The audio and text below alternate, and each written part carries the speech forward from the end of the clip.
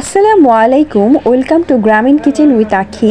আজকে আমি মুরগির পা দিয়ে খুব সহজ একটি রেসিপি রান্না করে দেখাবো। এই জন্য আমি আগে থেকে মুরগির পাগুলো কেটে ধুয়ে রেখে দিয়েছি। রান্নার জন্য আমি কড়াইয়ে সয়াবিন তেল দিয়ে দিলাম, 3টে এলাচ দিয়েছি, 2-3টি তেজপাতা ও দারুচিনি দিয়েছি, 1 কাপ পরিমাণের পেঁয়াজ কুচি দিয়েছি। পেঁয়াজগুলো আমি হালকা ব্রাউন করে ভেজে নেব।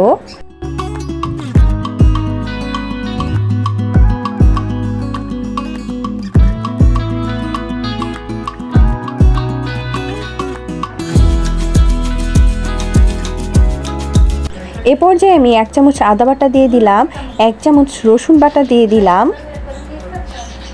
1 চামচ মরিচের গুঁড়া দিয়ে দিলাম, 1 চামচ হলুদের গুঁড়া দিয়ে দিলাম, 1 চামচ ধনিয়া গুঁড়া দিয়ে দিলাম, পরিমাণ মতো লবণ দিয়ে দিলাম। মশলাগুলো ভালো করে নেড়েচেড়ে মিশিয়ে নেব।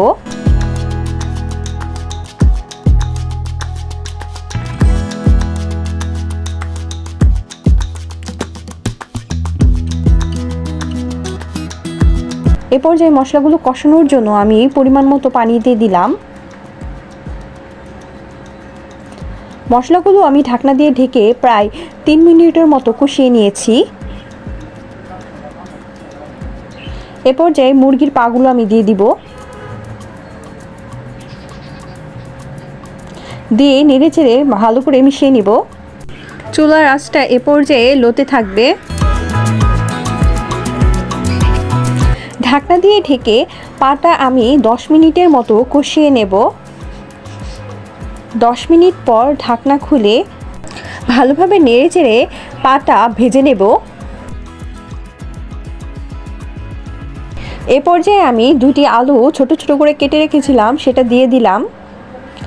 আলুর সাথে পাটা ভালো করে নেড়েচেড়ে মিশিয়ে নেব।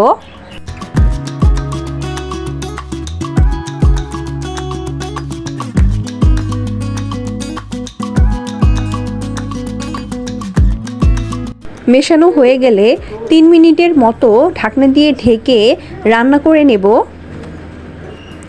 3 মিনিট পর ঢাকনা খুলে ভালোভাবে নেড়েচেড়ে ভেজে নেব।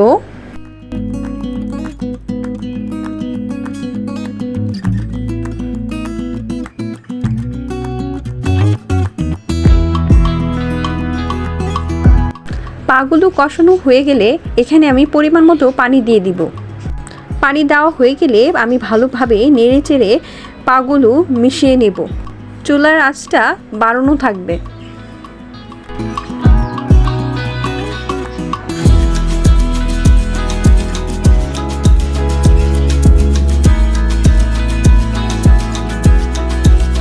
ঢাকনা দিয়ে ঢেকে আরও 10 মিনিটের মতো রান্না করে নেব। 10 মিনিট পর ঢাকনা খুলে নেড়েচেড়ে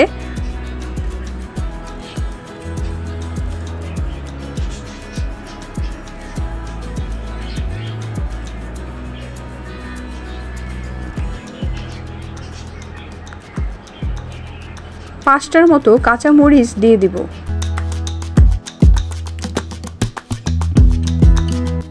এক চামচ জিরা গুঁড়া দিয়ে দিব। দিয়ে ভালোভাবে নেড়েচেড়ে আরও 2 মিনিটের মতো ঢাকনা দিয়ে ঢেকে রান্না করে নেব। 2 মিনিট পর আমার তরকারিটা রান্না হয়ে গিয়েছে। আমি আরও একটু ভালোভাবে নেড়েচেড়ে ভেজে নেব। আর আপনাদের রেসিপিটা কেমন লাগলো তা অবশ্যই কমেন্টে জানাবেন। আর যদি ভালো লেগে থাকে তাহলে চ্যানেলটা সাবস্ক্রাইব করবেন, লাইক কমেন্ট শেয়ার করবেন, আর বাসায় অবশ্যই রান্না করে দেখবেন। আর আপনারা সবাই অনেক ভালো থাকবেন, সুস্থ থাকবেন। ভিডিওটি সম্পূর্ণ দেখার জন্য ধন্যবাদ। আল্লাহ হাফেজ।